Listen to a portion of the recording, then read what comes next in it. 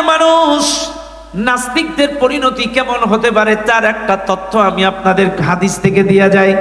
বদরের যুদ্ধ যখন হয়ে গেল, ভালো করে মনে রাখবেন, বদরের যুদ্ধ যখন হয়ে গেল, এই বদরের যুদ্ধে মুসলমানদের সংখ্যা ছিল 313। কয়জন? সবাই বলেন। বদরের যুদ্ধে মুসলমানদের সংখ্যা ছিল 313, কাফেরদের সংখ্যা ছিল 1000। নাস্তিকদের পরিণতি কেমন হওয়া উচিত, কেমন হয়েছিল বিশ্ব নবীর জামানায়, তার একটা তথ্য আপনাদেরকে দেয়া যায়। কিতাবুল মাগাজি অধ্যায় বুখারীর হাদিস। মনে রাখবেন, মনে রাখবেন, বদরের যুদ্ধে মুসলমানদের সংখ্যা 313, কাফেরদের সংখ্যা 1000। এই যুদ্ধে মুসলমানদের শাহাদাত বরণ করে 14 জন, আর কাফেরদের মারা যায় 70 জন। 1000 কাফেরের মধ্যে 70 জন মারা যায়। 70 জন কাফের জীবিত অবস্থায় মুসলমানদের হাতে বন্দী হয়ে যায়। ভাইরা আমার, বাবাজিরা আমার, এই 70 জন কাফের বন্দী হয়ে গেল। বাদবাকি কাফেররা মক্কা ছেড়ে পালিয়ে গেল। মনে রাখবেন, মক্কা থেকে কাফেররা যখন পালায় মক্কায় চলে গেল, মক্কার বড় বড় নেতারা একত্রিত হয়ে গেল। মক্কার বড় একজন নাস্তিক ছিল, তার নাম ছিল কাব বিন আশরাফ। এই কাব বিন আশরাফ ছিল মক্কার বড় একজন সাহিত্যিক, বড় একজন কবি, বড় একজন নাস্তিক। এই কাব বিন আশরাফ মক্কার গণমানুষদেরকে একত্রিত করলো। সমস্ত মানুষদেরকে একত্রিত করে একটু উঁচু স্থানে উঠে কাব বিন আশরাফ বলে, শুনে নাও মক্কার মানুষেরা, আমরা 1000, মুসলমানরা 313, আমরা 313 জনের কাছে 1000 জিততে পারলাম না। আমাদের মাটির উপরে থাকার চাইতে নিচে থাকাই ভালো। কি বললো? মাটির উপরে থাকার চেয়ে নিচে থাকাই ভালো। এটা দুঃখ করে কাব বিন আশরাফ বলছে।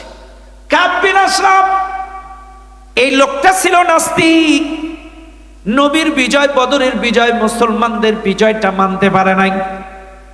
নবীর চরিত্র কটাক্ষ করলো, মুসলিম সাহাবী নারীদের কটাক্ষ করলো, আল্লাহকে নিয়ে ব্যঙ্গ করলো, আল্লাহকে নিয়ে, নবীকে নিয়ে, মুসলিম নারীদের নিয়ে ব্যঙ্গ করে করে মক্কার মানুষদেরকে কবিতা রচনা করে করে অপমান, অপদস্থ করার জন্য অপপ্রচার শুরু করে দিল। মক্কার বিভিন্ন দেয়ালে দেয়ালে কবিতা অঙ্কন করে করে রেখে দিল। মুসলমানদেরকে ছোট করার জন্য, হেয় করার জন্য, রাসূলের বিরুদ্ধে, মুসলিম নারীদের বিরুদ্ধে চরিত্র হরণ করে কবিতা বানালো। এই কবিতাগুলো যখন অপপ্রচার করে চতুর্দিকে ছড়ানো শুরু করে দিল, এই সংবাদ যখন আমার নবী, বিশ্ব নবীর কানে চলে এলো, আমার নবী মদিনা মুসলিম আনসার মুহাজির সাহাবীদেরকে একত্রিত করলো। সব সাহাবারা একত্রিত হলো। এইবার নবীজি বললেন, ও আমার সাহাবারা, কে আছো তোমাদের মধ্য থেকে এই নাস্তিকদের বিরুদ্ধে অ্যাকশন নিতে পারবা?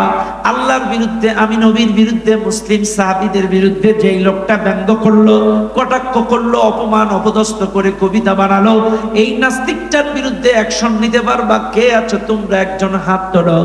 একজন মুহাজির, একজন আনসার সাহাবী হাত তুললেন। এই সাহাবীটার নাম ছিল মুহাম্মদ বিন মাসলামা। মুহাম্মদ বিন মাসলামা মাঝখান থেকে হাত উঁচু করলেন, ইয়া রাসূলুল্লাহ, আমি আছি এই নাস্তিকটার বিরুদ্ধে অ্যাকশন নেব। এবার রাসূলের কাছে অনুমতি চাইলেন, ইয়া রাসূলুল্লাহ, আপনি বলেন আমি এই নাস্তিকটার বিরুদ্ধে অ্যাকশনটা কি আকারের নেব, কি ধরনের নেব? হুজুর আপনি বলেন, আমি কি নাস্তিকটাকে পৃথিবীর থেকে বিদায় করে দেব নাকি? নবী বললেন, হ্যাঁ, আল্লাহকে নিয়ে, আমাকে নিয়ে, মদিনা মুসলিম নারীদেরকে নিয়ে যেই ব্যঙ্গ করলো, কটাক্ষ করলো, বেঁচে থাকার অধিকার নাই, জমিন থেকে তাকে বিদায় করে দাও। আল্লাহর নবীর অনুমতি নিয়ে মুহাম্মদ বিন মাসলামা বাড়ি চলে গেলেন।